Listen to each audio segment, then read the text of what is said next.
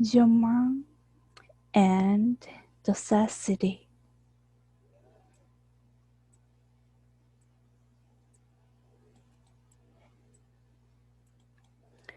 Introducing Manjiro. For Manjiro, at the age of 14, a day came that would change his life. On January 27th, 1841, he was caught in a storm while out fishing, drifting to Torishima, very living with no food or water. They were rescued by the American War, the John Howland. Then, American whale fishery was at its peak. Through facing the fear of hurricanes and not knowing whether he might be saved or killed, Manjiro underwent a personal change. He began to realize that the internationalism on board whereas was suited to him. Manjiro's personality, districted under Tosa's visual system, was given a new life. Captain Whitfield took this boy, cast out by his own country, to fair heaven, and raised him as his own son. Endeavoring to teach that all men are created equal, he went as far as choosing a church which showed no racial discrimination. Furthermore, he gave Manjiro an education so that he could survive by himself and American society. As a real man, Manjiro would sail over 7 seas.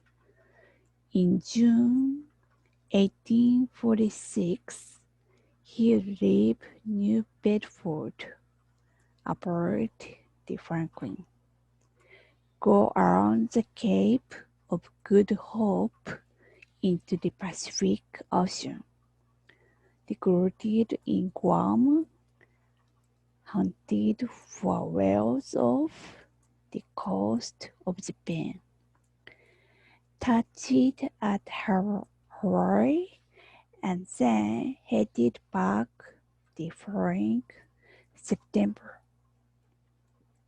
During this voyage, he realized that the whaling world through Japan's isolation policy was wrong. In Guam, a certain captain criticized this policy straight to his face.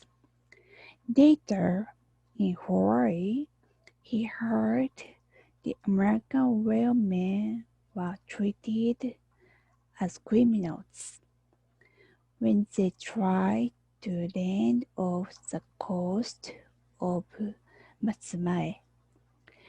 Manjiro returned to America, deciding that even if he had to plead, he would open a port or two near Ryukyu for welders to recruit.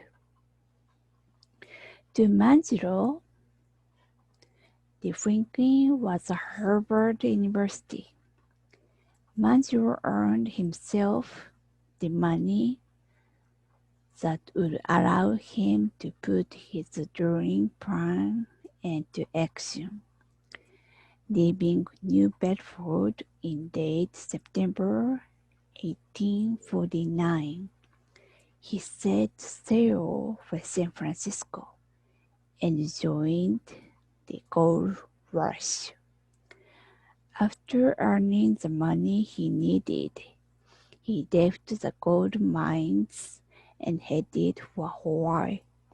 Here, he was given help by Father Damu. With the best wishes of the real man, Manjiro left Hawaii on December 1850.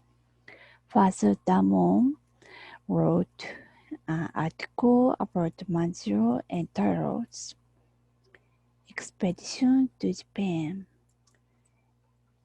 and the seaman's friend and prayed for his safe return and for him to be a help to open Japan ports. Manjiro landed in Ryukyu on February 3rd, 1851. A decade had passed since he was first a castaway, as he had broken Japan's isolation policy. However, he was subjected to a lengthy interrogation, then prohibited by the Tosa crown to ever fish in the sea or visit a foreign country again. Just as this was occurring, Commander Perry appeared off the coast of Uraga on July 8, 1853. The new knowledge Manjiro had brought back with him was now valuable to the shogunate, and they called him to Edo soon. After Perry left, before senior counselor Abe Masahiro, Manjiro stated that America had for a long time wished to have friendly relations with Japan, and that the wares which had founded in the seas close to Japan had been treated like criminals, explaining that this kind of treatment occurs naturally because of lack of mutual exchange. He made a request to allow a port or two to be opened in either an island of southern Satsuma or Ryukyu for the ware to recruit. Furthermore, he added that America had no wishes for expansion into Japan. The America-Japan Treaty of Amity and Friendship was exactly what Manjiro had hoped for. For a castaway from Tosa, who had difficulties in communicating even with his own dialect, the remarkable ability he displayed to overcome this can be clearly seen.